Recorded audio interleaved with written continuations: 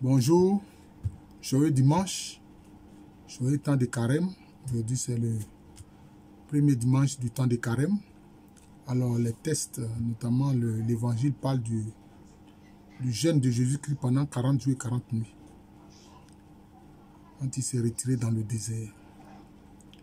Alors, quelquefois, il y a des chrétiens très zélés qui ont prétendu qu'ils veulent faire un carême totalement identique à celui de Jésus.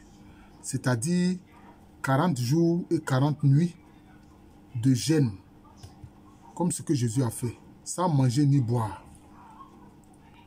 Mais un homme ordinaire, si tu ne manges pas pendant 40 jours, si tu ne bois pas de l'eau pendant 40 jours, mon ami, toutes tes forces vont t'abandonner. Et tu risques la mort. Certainement même tu vas mourir. Les gens oublient souvent une chose. Jésus, il a une double nature. Il est à la fois homme et Dieu. Vous voyez? Dans ce récit-là, de cet évangile-là, on voit le diable qui vient le tenter. Le tentateur qui vient tenter Jésus. Il dit, mais puisque tu es le Fils de Dieu, transforme ces pierres-là en nourriture. Est-ce que nous pouvons transformer les pierres en nourriture comme ça? Sans le Christ? Non. Vous voyez? Donc, il faut, quelquefois, nous avons une confiance totale dans le Seigneur Jésus-Christ, mais nous devons rester humbles et reconnaître notre place d'humble humain, d'humble créature. Regardez, par exemple, on va commencer par celui du prophète Élie. Hein? Quand il fuyait Jézabel, hein? Qu'est-ce qui s'est passé? Mais il y a des anges qui lui apportaient du pain et de l'eau. De la part de Dieu. Vous comprenez? Il y a des anges qui lui apportaient du pain et de l'eau de la part de Dieu. Hein? Bon, on a vu même l'épisode où c'était des corbeaux maintenant qui lui apportaient de la viande, etc. Mais je dis, Jésus-Christ, notre Seigneur, puis qu'est-ce qu'il y a? Comment le jeu? Donc reste tranquille, ne fais pas ça. Après sa résurrection, lorsque Pierre a dit qu'il allait à la pêche et que certains de ses compagnons ont décidé de l'accompagner, ils sont partis à la pêche. Au petit matin, qu'est-ce qu'ils voient? Ils voient Jésus sur la berge qui a fait du feu. Et il y avait du pain et un peu de poisson posé sur le feu.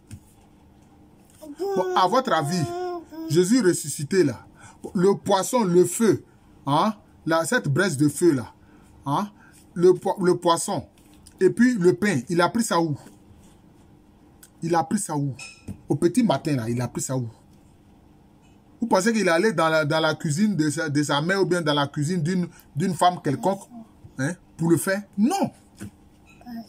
N'oubliez pas cet aspect de la divinité du Seigneur Jésus-Christ. Et puis il a dit, ben, emmenez aussi le poisson que vous avez pris là, pour qu'on puisse braiser cela sur le feu. Vous vous rappelez bien cet épisode des évangiles. Donc c'est ça. Si tu veux jeûner 40 jours, c'est simple. Mais quand le soir arrive là, fais ta rupture. Il faut rompre le jeûne. C'est tout. Il faut rompre le jeûne. C'est tout. Maintenant, tu manges quand le soleil disparaît à l'horizon, le soir. Maintenant, tu manges normalement, comme un être humain pour prendre des forces. Sinon, tu risques une hypoglycémie, tu vas mourir. Hein? Donc, c'est ça. Hein? Vous voyez? Donc, c'est ça, cet aspect-là du Seigneur Jésus-Christ. Il est à la fois homme et Dieu. Donc, le jeûne que lui, il a fait de 40 jours et 40 nuits. On dit 40 jours et 40 nuits.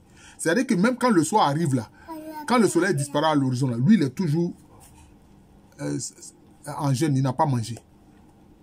C'est pour ça que le diable lui dit, mais vraiment, si tu es le Fils de Dieu là, transforme ces pierres-là en choses, en nourriture, en pain. Mais parce qu'il avait faim, effectivement. Il avait faim. Mais sa capacité divine lui a permis de jeûner 40 jours et 40 nuits. Voilà. Et cette capacité divine a fait que, au petit matin, quand Pierre et ses compagnons sont allés pêcher la nuit qu'ils sont arrivés, il y avait déjà du pain, il y avait du poisson sur du feu. Et il dit, bon, envoyez le poisson que vous avez pris là, on va aussi braiser cela pour pouvoir manger. Vous comprenez? Donc c'est cela. C'est cela. Et puis, la grâce que nous avons avec le Seigneur Jésus-Christ, c'est que nous, à la résurrection, avec le corps glorieux, on peut même manger la nourriture ordinaire. Là. On peut manger ça. Mais nous pouvons nous en passer, mais on peut manger ça. Alors que les autres, avec l'âme simplement, l'âme ne peut pas manger des choses physiques.